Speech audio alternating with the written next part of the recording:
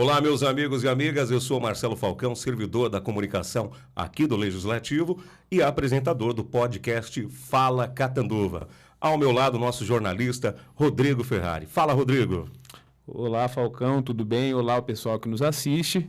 Agradeço pela audiência, esse é o nosso terceiro episódio e a gente continua aqui no Fala Catanduva, trazendo por enquanto aqui, os vereadores aqui, para vocês conhecerem um pouco mais a vida deles, né?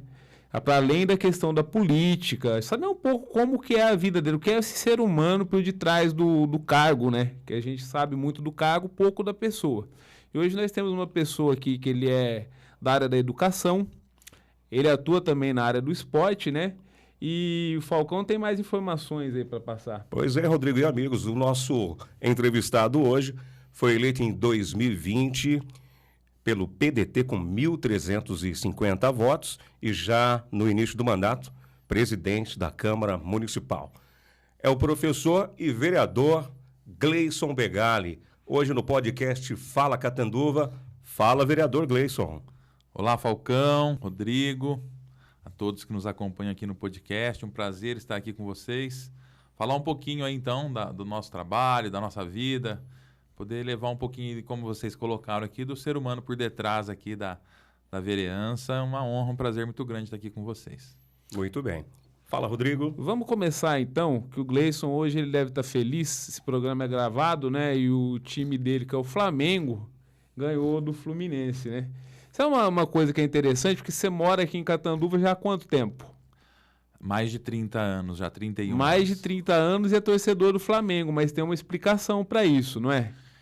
Eu sou nascido e criado em Poços de Caldas, sou mineiro, inclusive minha família toda de lá, irmão, tios, avós, enfim. Avós agora, estou só com a minha avó, né, meus avós e minha avó materna, meus avós materno e paterno já faleceram recentemente, mas a família toda lá, toda a família mineira. Vim para cá por volta dos 14, 15 anos, vim morar com meus tios, e aí aqui Catanduva me abraçou, né, abriu as portas aí, eu me sinto já um catanduvense nato, porque essa terra aqui foi onde eu estudei, me formei, me casei, meus filhos nasceram aqui, então... Mas aí vem a explicação do Flamengo, vem lá de Minas. Minas é uma cidade, é uma terra no estado, né, de todos os times. Lá, pra você ter uma ideia, meu irmão do meio é São Paulino, tá feliz também, porque ontem o time também ganhou, né, nos pênaltis. Não foi tão... Quase ficou triste, né? Quase. E a minha família tem santista, tem palmeirense. Os agregados agora vieram com muitos corintianos, então ali tem muita mistura. É uma coisa interessante, né? Antes da gente entrar um pouco na sua trajetória aqui, como o Brasil tem essas coisas, né? Volta e meia lá, esses tempos atrás, fazendo freelancer de reportagem, ia para Uberaba lá, costumava ir. Você via gente com camisa do Flamengo, por exemplo, você não via, camisa do Vasco também, mas você não vê gente com camisa de Cruzeiro ou Atlético, que são os dois grandes times do estado, né? É muito BH. Grande BH é muito Cruzeiro, Atlético e um pouco do América. Já, porque é uma questão, a gente até costuma brincar, porque é a questão da Globo, né? A Globo lá na grande BH pegava a Globo Minas. No interior do estado, que nem onde eu morava mesmo, em Poços, pegava a Globo Rio. E como era divisa com o estado de São Paulo, ali, Poços é divisa ali com Águas da Prata, que já é estado de São Paulo, então tem muita influência também de paulista. Muitos paulistas e paulistanos vão para Poços. Então acabou misturando. Lá tem as 4 grandes torcidas do Rio. São Flamengo, Fluminense, Botafogo e Vasco. E tem também os 4 grandes aqui do estado de São Paulo. Poucos cruzeirenses e atleticanos. Tem, mas não tanto quanto tem. Aí na BH, grande BH ali, já é maciço já essas 2 torcidas e um pouco também do América Mineiro. Vereador, voltando ainda a falar do seu início aqui, sua trajetória de vida, qual foi a motivação da tua família ter vindo aqui para o município de Catanduva? Como é que foi essa escolha? Por qual razão? Na verdade, não foi bem uma escolha, né? Eu tinha um casal de tios, minha tia, que é a irmã da minha mãe, e meu tio, ele passou num concurso público da Telesp e trabalhava na capital. E ele, cansado da capital, pediu transferência para o interior e surgiu uma vaga em Catanduva. Eles nunca tinham posto os pés aqui e vieram para Catanduva por conta dessa transferência. E eu morava em Poços e fiquei órfão muito jovem, com 9 anos de idade, já estava órfão e Aí os 3 irmãos, nós somos uma família de 3 irmãos, né? Eu sou o caçula de 3 homens. E nós morávamos com a minha avó. Minha avó e meu avô, pais da minha mãe. E aí começou a ficar um pouco meio complicado para o casal de idosos ali ficar com os 3, e aí veio a separação. Então o meu irmão mais velho foi morar com um casal de tios, que também é irmão da minha mãe, lá em Poços mesmo, e a minha tia de Catanduva me trouxe para cá. Então vim de Poços para cá por essa situação familiar mesmo. Eu vim pôr os pés aqui em dezembro de 93. Aliás, dezembro de 92. Em dezembro de 1992 eu vim para cá, terminei o ano escolar, vim para cá, e aí começou a minha história aqui em Catanduva. E o seu início nos estudos, você estudou aqui? Como que é a sua formação? Conta pra gente. Eu vim para cá, terminei o ensino fundamental aqui no Nicola Mastrocola. Aí no ano seguinte eu fui pro Elias Nechar, fiz o ensino médio técnico no Elias Nechar. No terceiro ano, eu fiz concomitantemente o terceiro no Elias durante a manhã, que era o técnico em informática, né, junto com o ensino médio, e também fiz um cursinho pré-vestibular à noite no Colégio Objetivo. Nessa época aí, só te cortando, assim, esse curso de informática que hoje a gente não tem noção, né? Hoje é uma coisa que está na vida da gente. Nessa época aí era muito difícil ter quem dominasse, né? Foi a primeira turma de técnico de informática do Elias. Primeiro H. A gente, inclusive, tem um grupo no WhatsApp ainda dessa turma. E eu acabei continuando na área de tecnologia. Fui fazer depois faculdade na área de tecnologia, minha formação, né, na área técnica. Aí depois eu acabei entrando para trabalhar em escolas, fiz pós-graduação na área de informática educacional. O xadrez começou a fazer parte da minha vida lá desde que eu mudei para Catanduva. E aí as coisas foram acontecendo, né? Mas eu estudei aqui em Catanduva no Nicola Mastrocola, no Elias Nechar e também no Colégio Objetivo durante um ano. Eu fazia o técnico no Elias de manhã e fazia o colegial à noite no Nicola. O primeiro e o segundo ano fiz ainda à noite no Nicola, estudava de manhã e à noite. E só o terceiro eu fui fazer também no Colégio Objetivo, porque eu queria depois poder fazer faculdade, então, para melhorar um pouco mais, ele complementar o ensino técnico, que ele era misto, né? Ele tinha o colegial junto com o técnico, então você acaba mesclando. Então, para poder aprofundar um pouquinho mais nos estudos, aí eu acabava fazendo o colegial à noite também. E o trabalho, vereador? Como é que você iniciou? Qual foi o seu primeiro trabalho? Eu trabalhei em Catanduva, no clube de tênis.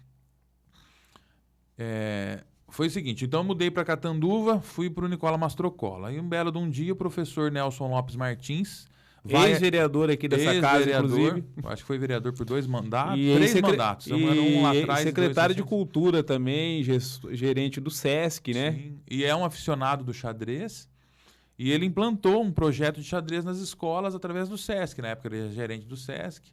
E ele ia trazer um mestre de xadrez para Catanduva e queria pessoas que sabiam jogar. Então ele percorreu as escolas procurando pessoas para jogar.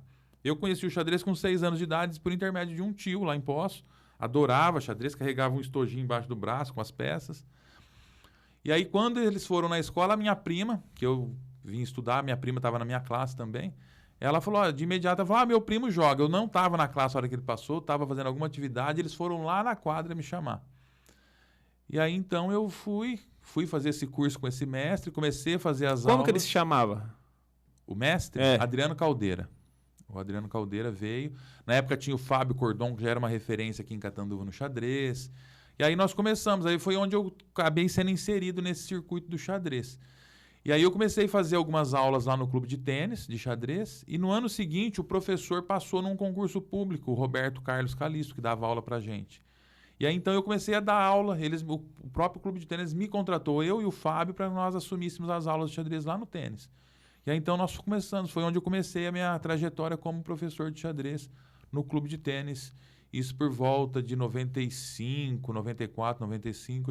Foi meu primeiro trabalho em Catanduva, foi no clube de tênis. Fiquei ali durante um bom tempo. Você era adolescente na época ainda? Adolescente, era menor de idade. Comecei com as aulas. Aí, dali, eu comecei. Como eu tinha o curso técnico de informática, fui fazer faculdade de tecnologia. Comecei a dar aula de informática em algumas escolas. Dei aula na Finish Point, na Proesc, informática, que era uma escola bem tradicional. Fui trabalhar no Colégio São Mateus, também dando aula de informática e xadrez. E lá estou por mais já de 25 anos. Completei 25 anos de colégio agora em julho desse ano. Então, é uma história aí de trabalho. Tive algumas incursões na área do empreendedorismo, já tive alguns negócios também, algumas empresas diversificadas, tanto na área de tecnologia, na área de alimentação, na área de serviços. E assim fui construindo aí Acabei, através do xadrez, conhecendo muitas pessoas. Tive um contato muito estreito com a família do Dr. Antônio Ruete. O Dr. Antônio era um grande entusiasta do xadrez, incentivador. Me proporcionou também muitas oportunidades. Foi onde nós conseguimos implantar o xadrez nas escolas. Criamos aqui em Catanduva, hoje, sem medo de errar, uma das cidades que tem a maior promoção de xadrez aqui de todo o estado de São Paulo e do Brasil. Conta pra gente um pouco, você citou aí, você entrou que ele faleceu, inclusive, esse ano, né, o Dr. Antônio Celidônio Ruete. Como que era, assim, essa coisa? Como foi? Você lembra como foi a primeira vez que vocês conversaram? Enfim, quando foi? Doutor Antônio, eu trabalhava no tênis como professor de xadrez e ele era assíduo lá. Praticamente todos os finais de tarde ele ia lá no tênis jogar xadrez e ele ficava na sala de xadrez durante um tempo e depois ele ia para uma outra sala de jogos que tinha ao lado. Só que durante esse período, eu tinha 16, 17 anos, eu nunca me ative para quem era aquele senhor, a não ser aquele Antônio que eu conhecia, o seu Antônio que eu conhecia ali dentro do clube, que era assíduo, que brincava comigo, que jogava, que a gente foi se tornando amigo, mas até então era um associado como todos os outros. Aí um certo dia, a pessoa que tomava conta dessa sala do lado, já era um senhor, ele chegou para mim e falou: você sabe quem que é esse senhor que vem jogar xadrez aqui com você? Eu falei: o seu Antônio, né? Não, mas você conhece ele assim? Eu falei: não, só conheço ele daqui do clube. Aí ele falou: olha, ele é um empresário de renome aqui na cidade, tem usinas, tem empresas, enfim, né? Muita terra, enfim.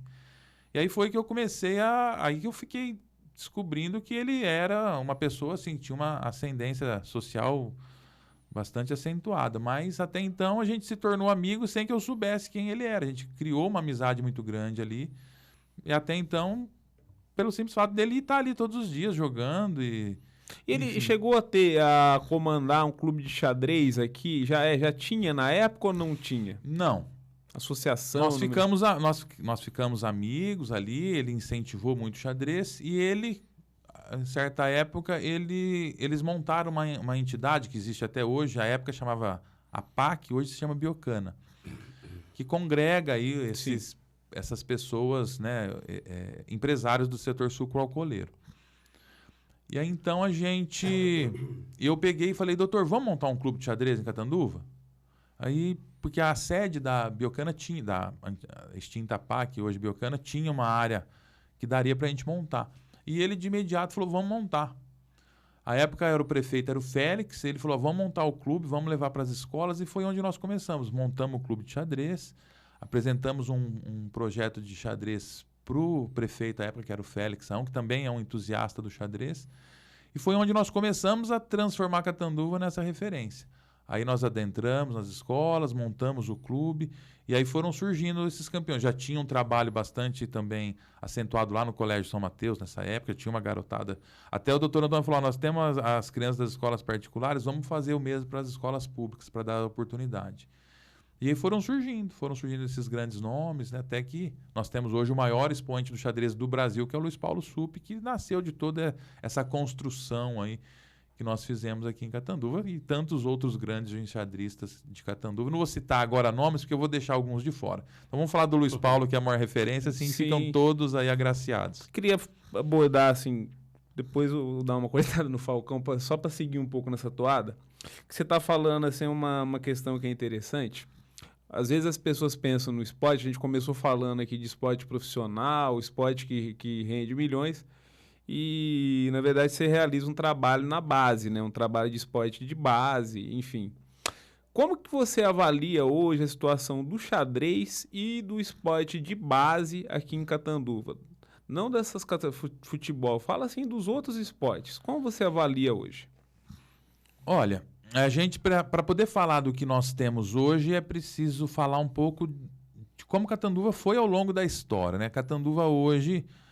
a gente vê um esforço muito grande aí do secretário dentro daquilo que lhe compete ali. E Catanduva, no atual cenário, a gente vem de uma pandemia que enfim, que abalou toda essa conjuntura esportiva, enfim.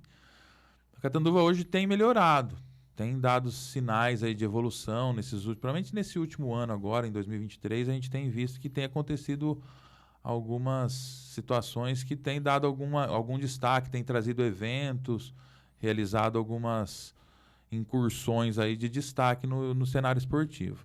Entretanto, eu ainda acho que está bastante longe do que eu esperava para o esporte de Catanduva.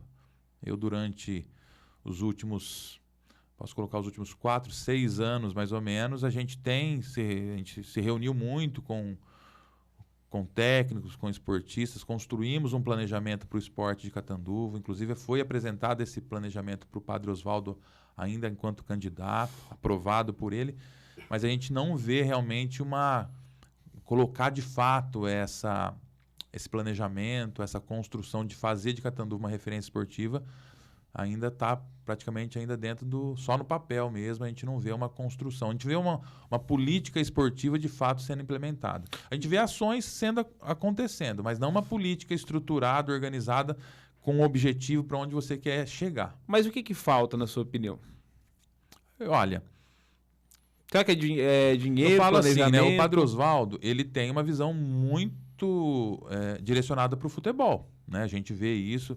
Eu adoro futebol, a gente até começou falando de futebol aqui, eu joguei bola minha vida toda, adoro futebol, mas o futebol profissional a gente sabe que tem que caminhar por si só e tem que ser investido nas categorias de base.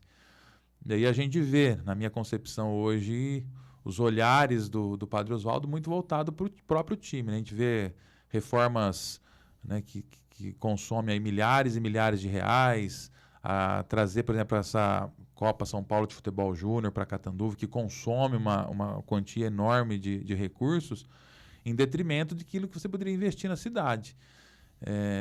Na formação de novos atletas, na construção de uma política pública, de fato, de se tornar uma referência esportiva, um calendário esportivo organizado durante o ano com eventos constantes.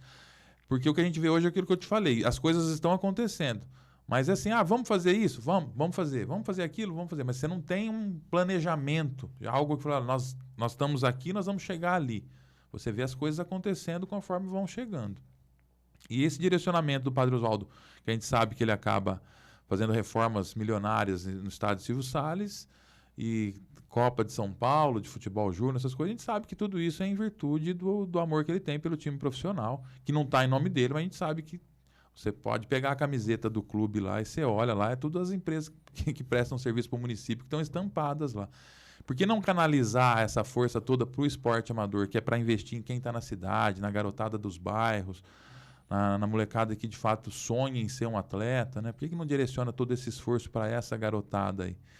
Então, a gente está ainda muito longe do que eu imaginava para o esporte de Catanduva, mas há léguas de distância. Mas gosto muito do Marco Braga, um cara que a gente vê que é bem intencionado, um cara do bem, mas fica muitas vezes restrito a essa política futebolística aí do Padre Oswaldo, que não vai chegar a lugar nenhum. Vai promover o clube dele só, né? Vereador, na sua trajetória de vida, de estudo, de trabalho, em qual momento que surgiu o seu interesse, qual razão te fez se interessar pela política?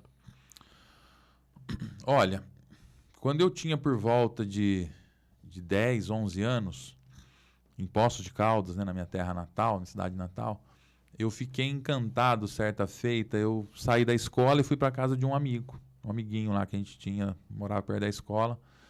E o pai dele trabalhava para um candidato a prefeito na cidade. Eu lembro até o nome do candidato, era Adneide Moraes. Até chegou a ser prefeito em Poços de Caldas. E eu cheguei na casa dele, era aquela época que podia ter brinde, que podia dar camiseta, que podia dar short, enfim, tudo quanto era coisa que você pode... Acho que o Falcão é mais ou menos da minha idade, né, Falcão? Acho eu que o peguei Rodrigo é um também. pouco mais Não, novo. mas eu peguei essa fase. Eu peguei uma época que o Fleury era candidato, ele dava catavento pra criançada. A gente ia pegar catavento, né, no comitê. Eu cheguei a pegar um sapato de esquerdo, mas depois não ganhou do direito. Brincando.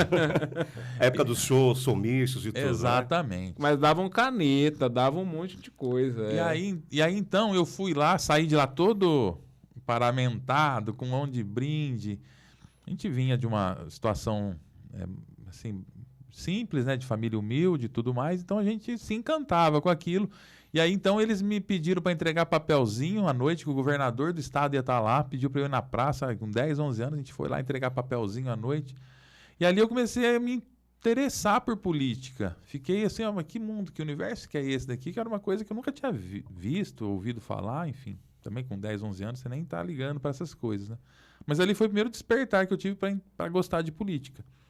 E aí eu sempre fui me interessando, sempre gostei de ler jornal, sempre gostei de assistir o jornal e sempre fui ligado nessas questões políticas. Aqui em Catanduva, comecei com esses trabalhos na área do esporte, mais especificamente com o xadrez, e obviamente que isso acaba atraindo os olhares de alguns políticos. Foi onde também já tinha essa familiaridade com o professor Nelson Lopes. O professor Nelson Lopes falou, olha, você não quer me apoiar, me ajudar? E então a gente, enquanto o professor Nelson era candidato, sempre apoiei ele.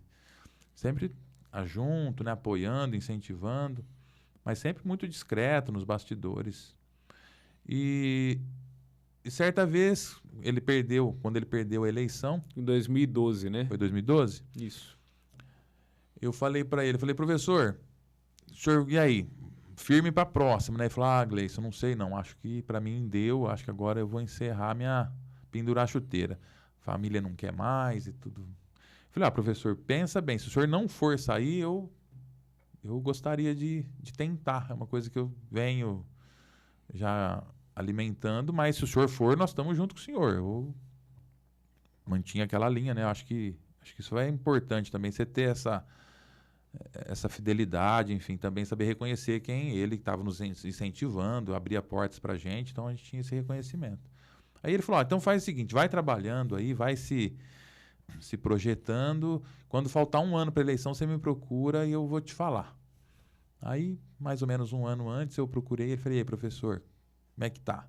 Falei, Gleison, não quero mais não vai dar certo, vai em frente, agora dessa vez eu te apoio. E aí foi onde eu saí a primeira vez candidato. Foi na eleição 2016. 2016. Fui bem votado, fiquei entre os 13 mais votados. Quantos votos você teve na primeira? 1.009. Bem votado. 1.009 votos, mas aí aquela questão do coeficiente, né? Acabamos ficando de fora. Naquela eleição, lá para vocês terem uma ideia, as pessoas que estão assistindo a gente aqui, teve vereadores que se elegeram com 600 votos. Pouco mais de 600 teve votos. Com 600, teve quem se elegeu com 700, com 800. Sim. E eu acabei ficando de fora. Eu fui o 12º mais votado, de 13, né? Você estava em qual partido na ocasião? Na Rede. Na Rede. Estava na Rede de Sustentabilidade, que coligou com o Afonso. E eu me lembro ainda que eu falei, gente, nós vamos coligar com... PSB, né? Não de coligar com o Afonso com em o PSB. si, mas de coligar com a chapa de vereadores que era ligado ao Afonso. Eu falei, nós vamos fazer... Vai fazer 3 e nós vamos fazer... Vocês coligaram com o PSB, né? O PSB acabou elegendo na época o Newton Cândido, o André Beck e Amarildo. O Amarildo. O Amarildo ficou 12 votos na minha frente. E o Beck, 45 votos. Faltou um punhadinho de voto para poder entrar. Mas eu falo assim, eu não me arrependo. Óbvio que na época foi um choque, né? Você esperava ter essa votação logo de cara? Esperava. Para mim não foi surpresa. Eu sabia, eu sempre falei para quem me acompanha, falei, gente, eu não sei se eu vou ser eleito ou não, mas que eu vou ser bem votado, eu tenho certeza. Eu comecei te perguntando do esporte, porque eu lembro nessa época eu trabalhava na política, não estava cobrindo. O Nelson Lopes eu conhecia quando eu era repórter aqui, acompanhava ele da trajetória, mas a gente conversava com as pessoas, eu sabia que tinha um grupo de pessoas, principalmente na área do esporte, era muito forte, pessoas que queriam mesmo... fechadas, né, com a sua candidatura, né? Sim, a gente montou um grupo de pessoas, de pessoas ligadas ao esporte, porque desde que eu mudei para Catanduva, eu participo de jogos regionais, ininterruptamente. Então a gente queria participar de estar lá mesmo, de dormir lá no chão, mesmo agora como vereador. Tá indo ainda? Fui os 2 anos. Foram anos atípicos por causa da pandemia, né? No ano passado, primeira vez na vida, foi só o xadrez, ficou, depois só outra modalidade. Mas era sempre as modalidades todas juntas. Então, esse ano nós vamos de novo. E aí, então, a gente cria essa familiaridade com as outras modalidades, né? Então para mim, não foi uma surpresa. Aí, quando eu falo para você que eu não me arrependo hoje, porque eu falo assim, esses 4 anos que eu fiquei amadurecendo aí para assumir agora a vereança foram importantes para que eu pudesse compreender um pouco. Eu não estaria tão preparado como eu estava nesta agora para assumir o cargo de vereador. Talvez não tivesse tido tanto proveito. A questão mesmo da presidência da Câmara dificilmente teria acontecido na anterior, na primeira, né, que eu perdi. Então, eu acho que foram coisas que aconteceram e, graças a Deus, eu não dependo da política. Estou longe de ser uma pessoa abastada financeiramente. Sou um trabalhador, mas, assim, não dependo da política para viver. E você continua com as suas atividades, professor, fazendo... Diminuí bastante, né, as aulas, reduzi as aulas. Eu desenvolvo uma outra atividade profissional também, né, de auxílio na administração de uma empresa. Mas, assim, não deixei das minhas atividades profissionais para exercer o cargo de vereador. Que eu acho que é importante também você se manter inserido de onde você veio, né? Continuo dando algumas aulas de xadrez, continuo acompanhando, às vezes, as molecadas em alguma competição. Participando de campeonato também, de vez em quando. De vez em quando participo de algum campeonato. Então, procuro continuar fazendo as mesmas coisas que eu fazia antes. Porque se você se afasta muito das suas bases, aí acontece de ser aquela situação, né? Vereador de um mandato só, né? Não criticando quem foi uma vez, pelo amor de Deus. Mas, assim, acontece que é uma falha que alguns vereadores acabam... As pessoas veem, né? É o cara que aparece a cada 4 anos, né? O vereador, da sua primeira disputa, da primeira eleição e a segunda, você teve mais de 300 votos a mais, né? O que você considera que você fez de diferente? O que você indica que foi o acerto para você conseguir essa votação? Bom, essa eleição agora que eu venci... Primeiro, é importante se destacar que foi uma eleição que era natural as pessoas caírem à votação. Você pega os vereadores, mesmo os vereadores que foram reeleitos, você vê que eles caíram muito, porque muita gente não foi votar. Eu fui o terceiro mais votado com 1.350. Se você pegar o terceiro mais votado da eleição anterior, teve mais de 1.800 votos. Então, aumentar não foi fácil. Você pega aí... Foi muito complicado em virtude da pandemia, foi uma eleição muito atípica. Mas eu aumentei a votação e fui eleito porque eu não parei de trabalhar aos 4 anos. Eu perdi a eleição e eu continuei fazendo as mesmas coisas que eu fazia antes. Continuei atuante em trabalhos sociais que eu continuo realizando até hoje, em entidades que eu participo, continuei trabalhando, enfim, continuei participando. Então, para mim, eu tinha uma convicção muito grande de que eu seria eleito. Eu tinha certeza assim, era uma certeza muito grande de que no dia 15 de novembro, né, no final da noite, eu estaria eleito e assim foi confirmado. E como é que foi estar eleito vereador, já iniciar os trabalhos como presidente da casa? Que desafios, que pensamentos, que sentimentos você teve? Bom, primeiro é uma sensação de conquista, né, de alegria, de felicidade, porque você... eu respirei esse momento durante os 2 anos antes da primeira candidatura e os 4 que eu fiquei aí hibernando, né? Então foram 6 anos que eu almejava estar ocupando esse cargo de vereador, que é um cargo para servir, né? A gente tem que ter em mente que a gente está aqui para servir a população. A questão de ter virado presidente da casa foi realmente uma surpresa muito grande. Não esperava isso. Que era seu primeiro mandato, né? Sim, foi uma situação atípica, porque veio uma renovação, né, grande na casa, e esse grupo se reuniu e não estava nos planos desse grupo de eu ser o candidato. Havia uma outra pessoa que estava ali já acertado, que a gente ia combinar, não, vai ser fulano. Mas aí na última hora, na última semana, a pessoa falou, não vou mais, estou com situações particulares, enfim. E aí eu falei, eu tô aqui, se precisar, e aí deu certo. Mas não esperava, foi ali coisa de 5 dias antes que foi definido. Para se ter uma ideia do que ele está falando de renovação que teve, a gente tem 13 vereadores aqui na casa, e dos que foram reeleitos, ou que já tinham sido vereadores, a gente tinha o Maurício Gouveia, que era vereador, o Ivan Bernardi, e o Dr. Luiz Pereira. E o Dr. Luiz Pereira, fora o Marquinhos Ferreira também. E o Nelson Toso. E o Nelson Toso, que tinham sido vereadores, mas estavam já afastados fazia um tempo. O último mandato deles tinha terminado em 2012, então teve essa renovação. E eu queria engatar 2 perguntas para você. Só aproveitando, eu falo para você assim, que vereadores experientes mesmo, temos 2, que é o Marquinhos e o Pereira, que já acumulam... Sim. Marquinhos, acho que não me engano, 4º mandato, e o Pereira, 7º mandato. Os outros, mesmo os que permaneceram, no caso do Maurício... Todos era um mandato. Então, os que permaneceram, esses 3, é tudo de um mandato só. Então, você não pode falar que são vereadores já tarimbados, de larga experiência, né? Então, foi uma Câmara, eu coloco assim, que são 10 vereadores, aliás, 11 vereadores novos, vamos dizer assim, que ou de primeiro mandato ou com uma reeleição apenas, que é natural até, né? Agora, tem 2 questões aqui que eu queria colocar para você. Uma é você chegar já assumindo um cargo desse. Aí tem a parte boa, é óbvio, você ocupar um cargo, um espaço de poder, é a segunda maior autoridade política da cidade. É depois do prefeito, né? Só que tem também a dor de cabeça, né? Que deve ser acompanhada, né? Deve ter sido muita dor de cabeça. Você esperava que ia ter tanta dor de cabeça ou que não ia ter? Você acha que você conseguiu tirar direito? É outra coisa, é que é assim, quando a gente está de fora, a gente pensa, a gente enxerga a situação de uma maneira. Talvez até uma maneira mais simples. Tudo simples, resolve, não resolve e tal. Depois que você assume, você às vezes nota que a situação é diferente. Do que você via no tempo que você era candidato, militante da política, para o que você passa a ver depois que você assume. Teve grandes mudanças?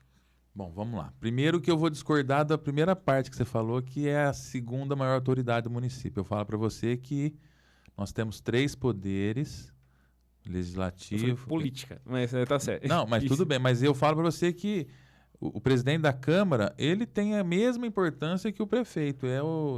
Na minha concepção e por onde eu tenho acompanhado e estudado, são poderes distintos, harmônicos entre si, mas que têm a mesma importância do prefeito. São atribuições diferentes, mas em termos de importância, mas também isso também não muda nada a nossa vida aqui. Se é a primeira, se é a segunda, se é a terceira, enfim. Mas é só uma... Mas é interessante a sua visão. Só fazendo aí um parênteses, mas enfim.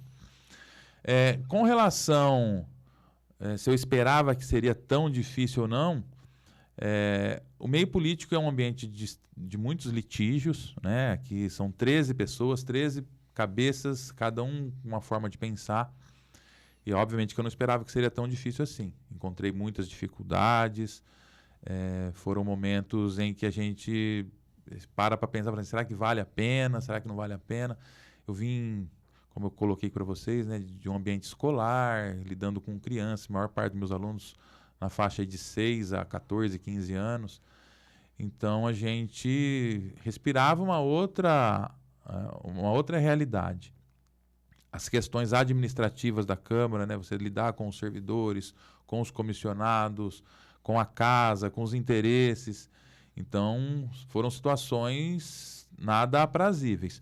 Entretanto, eu acredito que, apesar de todas essas situações, eu acredito que a gente demos conta do recado, fiz o meu melhor.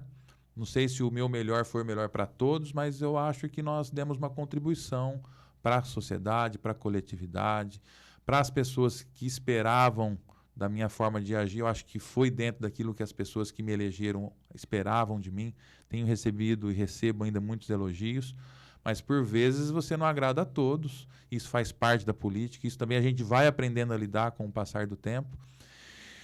E com relação a se eu via de uma forma e depois de eleito passei a ver de outra, sim, muitas coisas, muitas situações a gente não tinha de fato o dia a dia, o cotidiano da política, né? Então algumas situações de fato, e eu não tenho problema nenhum em assumir isso, em falar que algumas coisas sim, eu mudei a minha opinião, outras ficaram ainda mais convictos de como tinha que ser.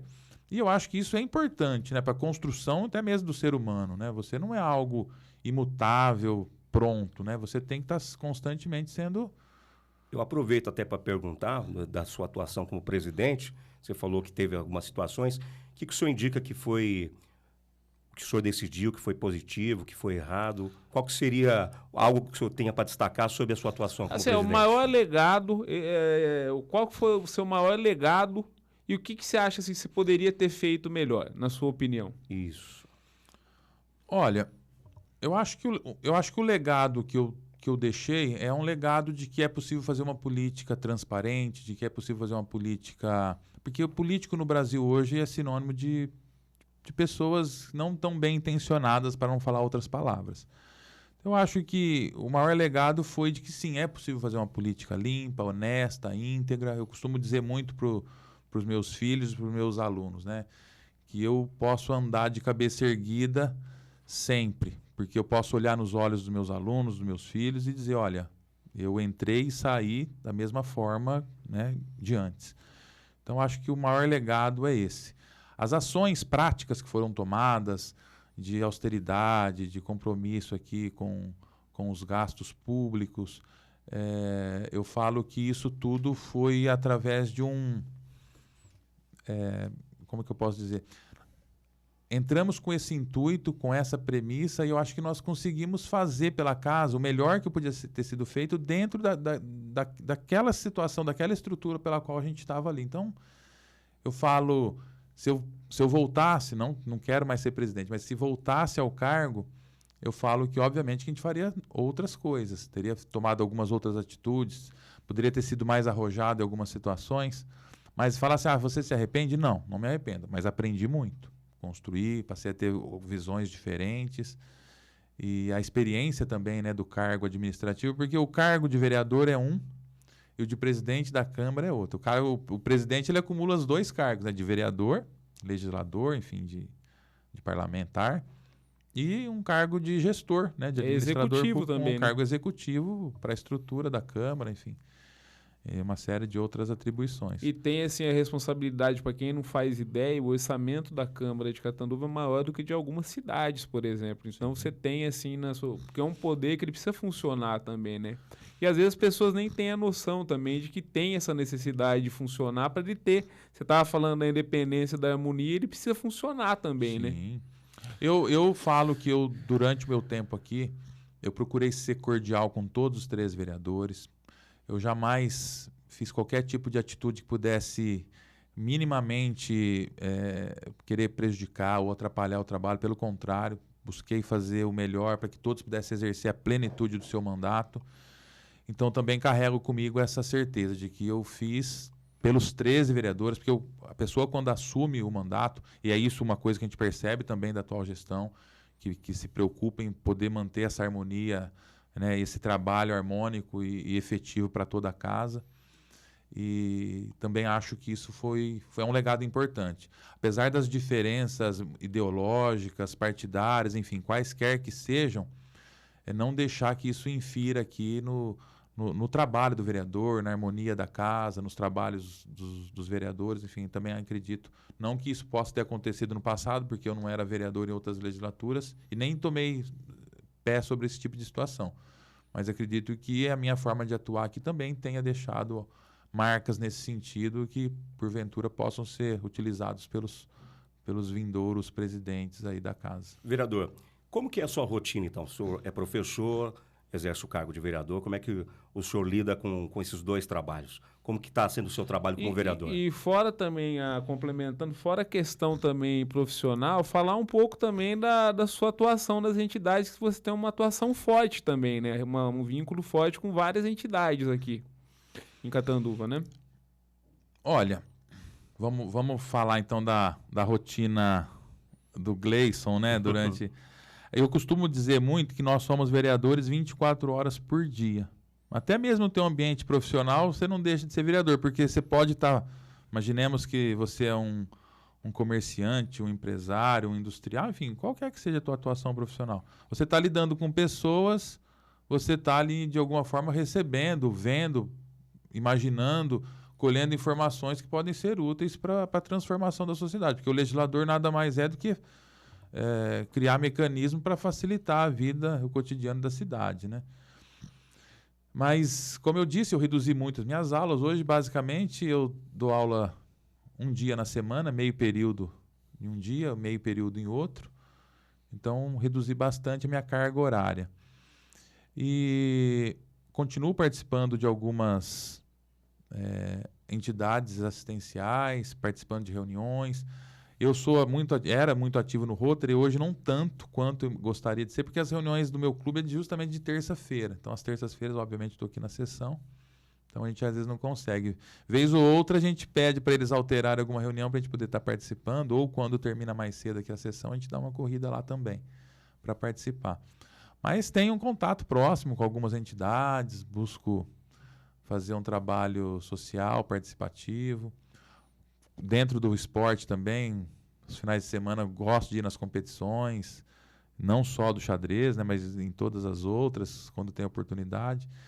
E aí a gente vai, é uma vida bastante corrida, né? Também tenho 2 filhos e aí a gente também tem o papel de pai, né? Leva na escola, busca, marido, enfim. Então, eu acho que não foge muito da vida de vocês aqui, que é acordar cedo, trabalhar o dia todo, muitas vezes até 8, 9, 10 horas da noite, dia de sessão, então nem se fala. A gente tem sessões aqui que vão, às vezes, ultrapassam as 11 da noite, passa até da meia-noite, já teve aqui, né? Sim, e aos finais de semana, muito compromisso também.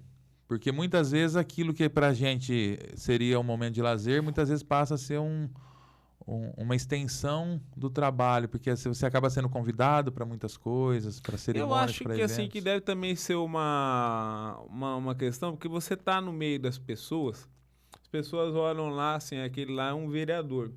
Então deve ser uma coisa natural até. Você tá lá, por exemplo, num lugar que seria do entretenimento, um churrasco lá, a pessoa vem falar, olha, a minha rua tá esburacada. Ó, a creche lá tá com problema, o postinho. Sábado passado, nós fomos num evento da sala da minha filha. Os pais lá se reuniram para fazer uma feijoada. E aí foram as famílias na casa de um dos pais lá da classe. Então, é natural. Você chega, eu fiquei, acho que umas 2 primeiras horas recebendo pedido, recebendo dicas. Olha, faz desse jeito. Olha, eu morei em tal lugar, lá a gente fazia assim. Olha, a rua aqui da minha casa, lá da minha casa está com problema. Então, é natural. Você acaba já tendo que dedicar um tempo. Por isso que eu te falo, muitas vezes até o momento de lazer passa a ser uma extensão da tua atividade de vereador, porque e é natural, né? Você tem que, a partir do momento, eu costumo falar com a minha esposa, já está meio cansada da política, mas eu falo para ela, ninguém obrigou, né? Eu saí candidato, saí porque quis, porque queria.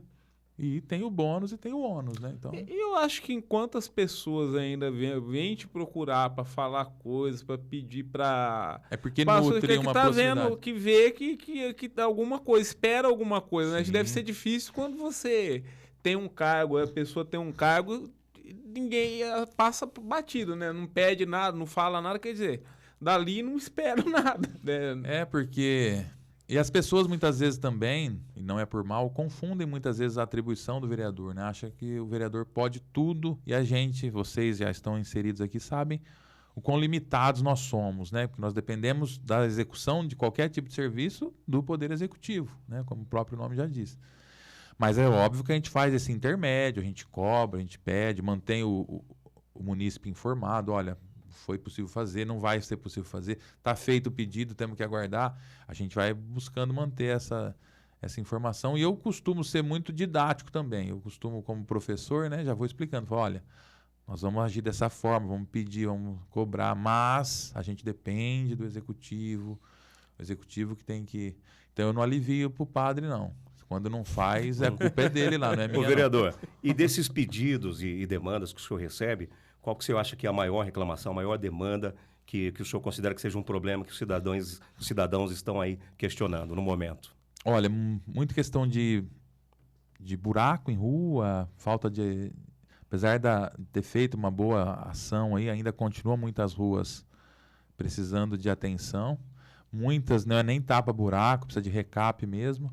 Muita lâmpada queimada. Lâmpada queimada é um negócio. Muita lâmpada queimada na cidade. Questão da zeladoria também, de mato alto, enfim, falta de manutenção. Questões relacionadas aí a escorpião também na cidade. Não sei, uma infestação de escorpião em Catanduva, muita gente reclama. E demandas das mais variadas, né? E a gente tem aquelas mais sérias relacionadas à área da saúde, muita coisa chega. Demandas na área da educação, da assistência social, enfim. Então, de forma geral, os serviços públicos sempre estão carecendo aí de uma qualidade muitas vezes maior e a população vê no vereador, porque tem essa proximidade, né? O vereador é a pessoa mais próxima, né?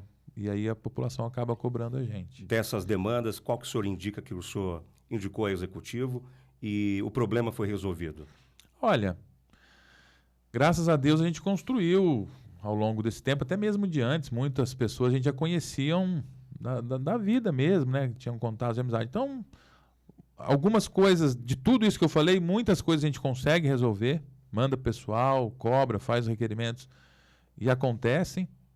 Algumas outras não saem do papel, o pessoal recobra a gente recobra, e aí a gente quer também uma coisa que acontece com muita frequência, situações que a pessoa...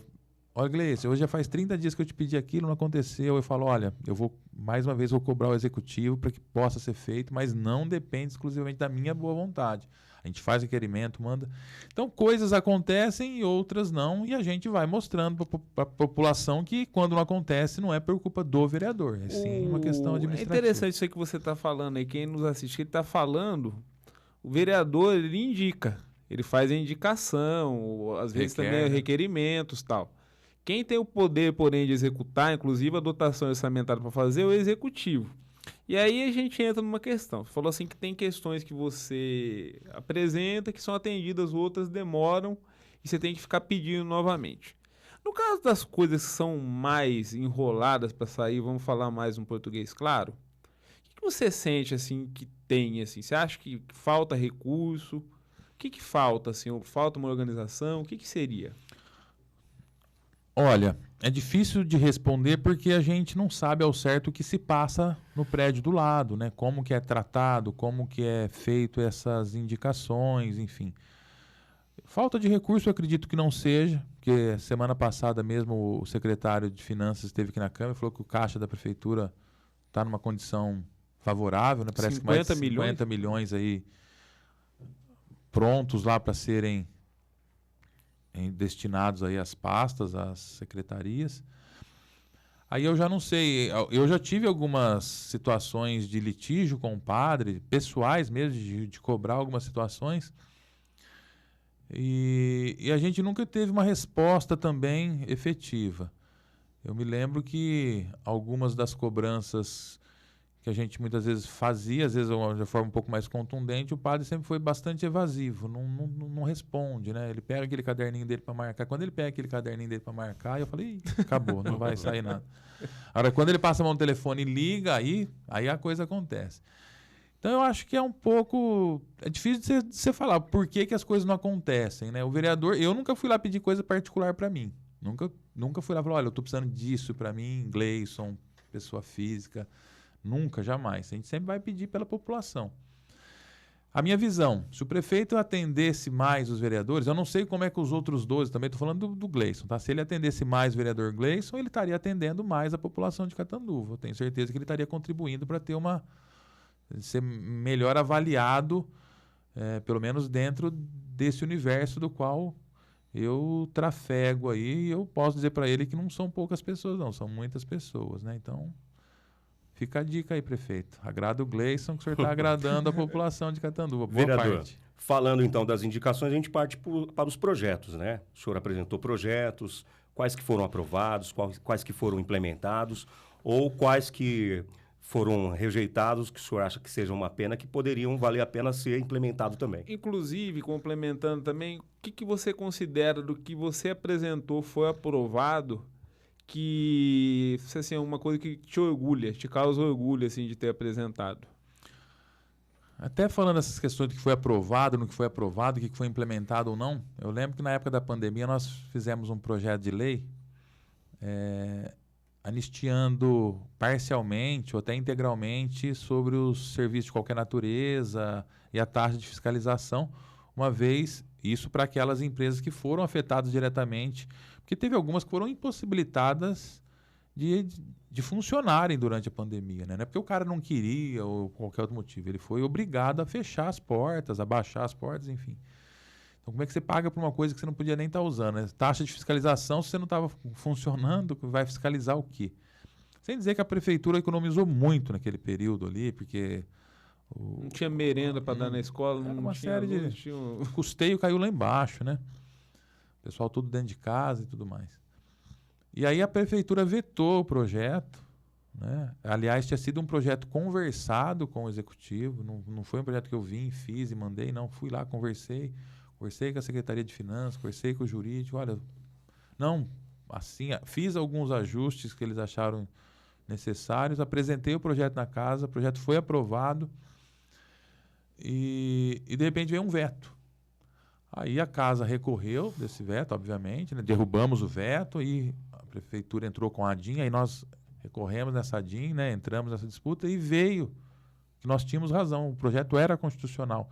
Só que aí acontece, a gente viu uma má vontade muito grande do executivo. E quem tinha apresentado o pedido, alguns conseguiram, outros não abriram o tempo, depois o pessoal pediu a restituição desses valores, enfim. Foi algo assim que a gente vê que foi muito baixo da prefeitura ter combinado alguma coisa, ter assumido que aquilo era importante naquele momento, a gente ter, né, se desdobrado para que isso acontecesse e depois acontecer toda essa situação. Foi um momento bastante de muita rusga ali que ficou entre o legislativo, na época eu era presidente da casa, né, e o executivo, por conta de uma situação que era facilmente contornável ali, não precisaria de nada daquilo. O projeto na área do esporte também, que foi implementado no primeiro ano, uma parceria do município, permitindo, né, que o município faça convênios com a iniciativa privada para promover o esporte no município, foi aprovado, mas até hoje não foi regulamentado. Era um projeto importante aí que poderia proporcionar aí as modalidades esportivas, mecanismos para fazer convênios com a iniciativa privada, para a iniciativa privada, de fato, adentrar de forma menos burocrática dentro do esporte de Catanduva. Por exemplo, você tem uma empresa, você quer patrocinar hoje um evento público, pela lei mesmo você não poderia fazer. Essa lei te permite você usar o nome da tua empresa para promover um evento esportivo público, né? Ou seja, a tua empresa está ali realmente legalizada para fazer aquele tipo de evento. A gente sabe que na prática acontece muitas vezes, mas isso aí ficava à margem da lei. Você dá um incentivo, na verdade, também para a empresa. E né, até contrapartida. A empresa pode, de fato, explorar, às vezes, a sua imagem ali. Nada mais justo. Ela está oferecendo, custeando, pagando. Nada mais justo que ela explorar também. Poder demonstrar ali o uso da sua marca ali para aquele evento. E até hoje a gente vê que não foi regulamentado. Então, a gente vê que, apesar de você legislar, de você trabalhar, muitas vezes você não recebe, muitas vezes, essa contrapartida do município em virtude das suas leis. Eu falo que mais do que você aprovar leis, o trabalho do vereador é de estar aqui discutindo as boas políticas de Catanduva, né? A gente está vendo situações que a gente viu essa semana aqui, a questão da Zona Azul e da área azul que veio para o plenário. Eu acho que isso é uma das partes mais salutares que nós temos aqui do Legislativo, que é trazer para dentro da casa aquilo que vai impactar diretamente a vida da pessoa, né? Do cidadão.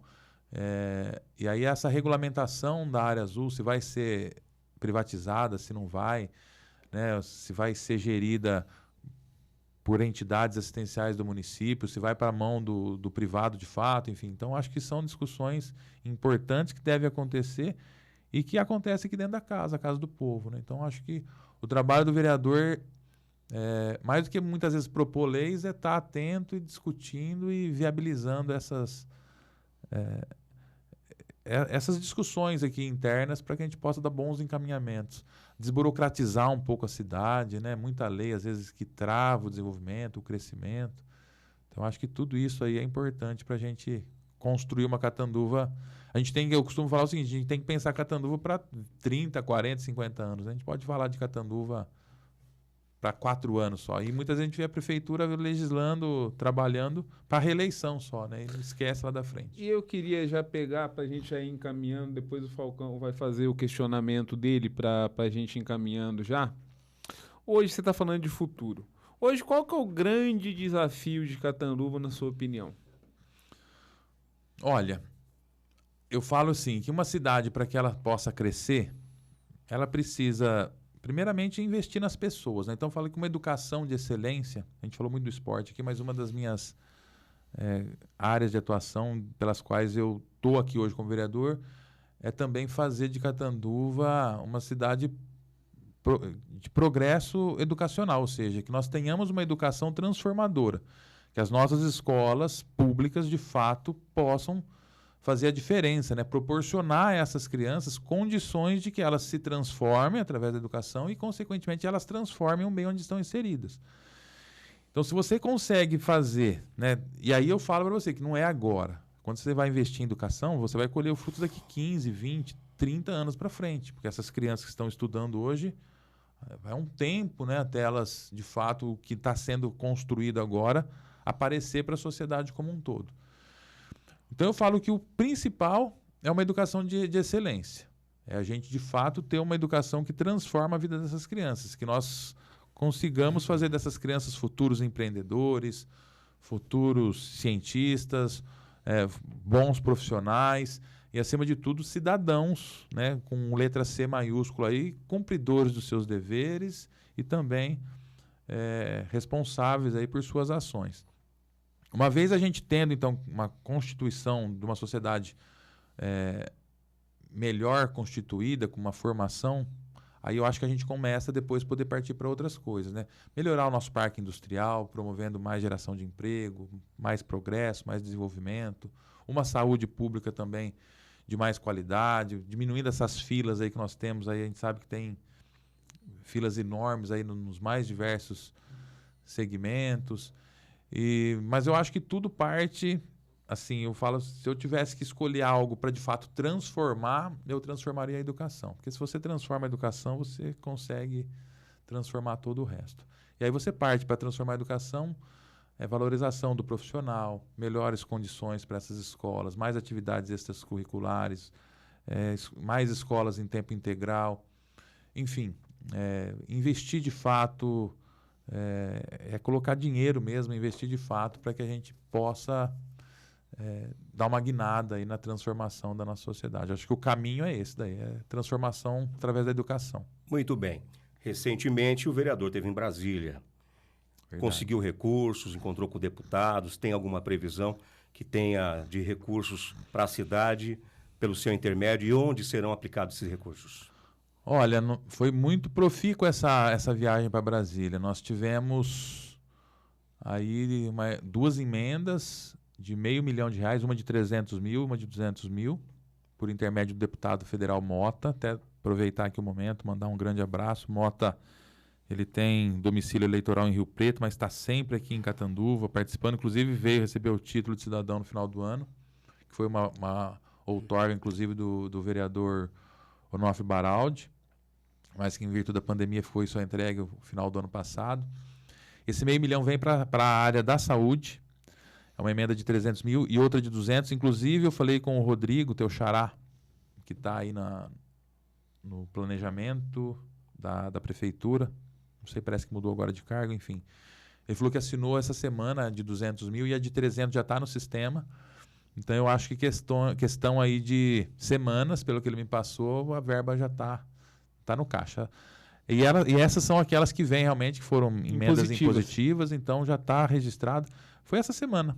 Falei com ele, acho que foi segunda ou terça-feira, ele falou, Gleice, dei o aceite. Foi no domingo à noite, ele me ligou, porque na segunda ele tinha que dar o aceite. Ele falou, olha, amanhã cedo eu vou dar a compada, nós vamos dar o aceite na verba e tal. Passou algumas instruções. Então, foi muito boa.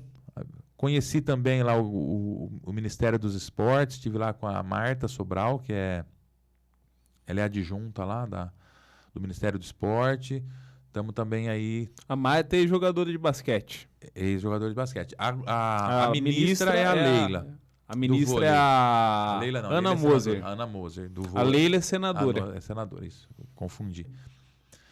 Então, também abriu as portas lá do Ministério para a gente apresentar projetos. Enfim, participei de um conselho lá também da Previdência. Foi uma experiência muito boa também para conhecer como que funcionam esses conselhos aí em nível federal, né? Que naquela semana, inclusive, foi página, foi manchete dos principais meios de comunicação do país, que aconteceu daquela reunião lá que eu participei, e aí eu pude sentir um pouquinho dessa áurea aí do ambiente federal, aí o quão isso impacta a vida do Brasil como um todo, né? Então foi algo bastante inusitado ter tido a oportunidade. Cheguei, me convidaram para ir, eu fui. E naquela semana as coisas aconteceram tudo em virtude daquela reunião. Tive uma reunião também com o ministro Lupe, que é do meu partido. Enfim, visitei algumas entidades lá, foi bacana, foi muito bom. Foi uma viagem que renderam frutos aí para Catanduva. E aí, em breve aí, esse 500 mil aí vai ser usado para um projeto aí que a gente tá guardando ele aí numa caixinha de surpresa para apresentar para a população, mas vai ser bacana, o projeto vai ser implantado. Muito bem. Vamos falar de Catanduva agora, na sua experiência de cidadão, de professor e de político. Que avaliação você faz sobre a nossa cidade? O que nós temos de bom? O que nós temos de ruim? Qual é o passado? Qual é o presente? Qual é o futuro de Catanduva na sua visão? Bom, primeiro que tenho certeza que somos aqui 3 apaixonados pela cidade feitiço, né? Catanduva é uma cidade que me acolheu. Foi aqui, como eu disse no começo da entrevista, né, que eu iniciei minha trajetória profissional, familiar, enfim, política. Então, para Catanduva, todo o meu reconhecimento, todo o meu amor, todo o meu trabalho, né, minha vida, eu pretendo, não nasci aqui, mas pretendo terminar os meus dias aqui em Catanduva, com toda certeza. A cidade é uma cidade que eu falo que Catanduva ela tem uma aura, ela tem uma predisposição, eu digo, de crescimento, de fomento muito grande. Eu acho que a gente está longe ainda de encontrar um caminho mais seguro para o desenvolvimento, para o crescimento, como a gente viu, por exemplo, Votuporanga, que a gente sempre usa como referência aqui na região. É uma cidade que era metade de Catanduva e que vem caminhando a passos largos, dando demonstrações de que se nós não abrirmos os olhos, em breve passa Catanduva. Não falo só em número de habitantes, não. Falo em condições de desenvolvimento, de crescimento, enfim, de índices de educação e tudo mais, que tem se tornado uma referência aqui na região. Mas eu falo que Catanduva é um povo trabalhador, um povo honesto, é um povo que acolhe, é um povo que sabe retribuir. Catanduva, até a gente fala, né, que se transformar na capital do terceiro setor, porque é uma cidade que tem esse olhar pelo próximo, de ajuda, muito acentuado. Inclusive, aproveito para mandar um abraço para o Dr. Wagner, que é presidente da Arcos, que tem feito que tem construído aí esse segmento, né, dado essa ênfase aí para o segmento do terceiro setor. Então, eu acho que Catanduva só precisa, de fato, ajustar. Aí vamos usar uma frase aqui do Dr. Luiz Pereira, né? Ajustar as velas, porque acho que está com tudo pronto.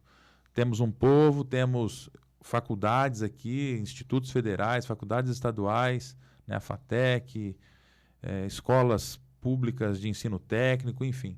Eu falo que a gente precisa políticas públicas de fato que coloquem Catanduva no eixo. Não queria ficar fazendo críticas, né, à atual gestão, enfim, porque aí a gente passa a impressão que a gente está aqui para fazer política. Mas eu não compactuo com muitas das ações como são feitas hoje, né? Então, acho que tem muita coisa para ser ajustada. Não tem o meu perfil de ficar sendo muito assim agressivo nas palavras, né, do ponto de vista político, mas eu acredito que tem muita coisa que poderia ser melhorada do ponto de vista político para que nós pudéssemos fazer um crescimento mais harmônico, mais efetivo para Catanduva subir degraus aí no desenvolvimento e no progresso. Então, a gente vai encaminhando para o papo. Se a gente continuar nesse papo aqui, ele vai horas e horas. Não, eu acho que foi muito boa a entrevista. Parabenizar vocês aqui da casa pelo espaço que vocês criaram aqui. Muito bom. A gente vai voltar a convidar o vereador Gleison, outros vereadores também e outras pessoas. Isso aqui eu falo Catanduva. Em breve a gente vai começar a trazer outras pessoas também que não são aqui do Legislativo para abrir o microfone, para poderem falar, contar as suas histórias. Mas eu quero agradecer você por nos participar aqui, prestigiar com sua presença, contar um pouco da sua vida, da sua experiência política, que certamente muita gente não conhecia, agora passa a conhecer também. E convido vocês a continuarem acompanhando a gente. Obrigado pela audiência. Passo para o Falcão fazer suas palavras. Muito obrigado, Rodrigo.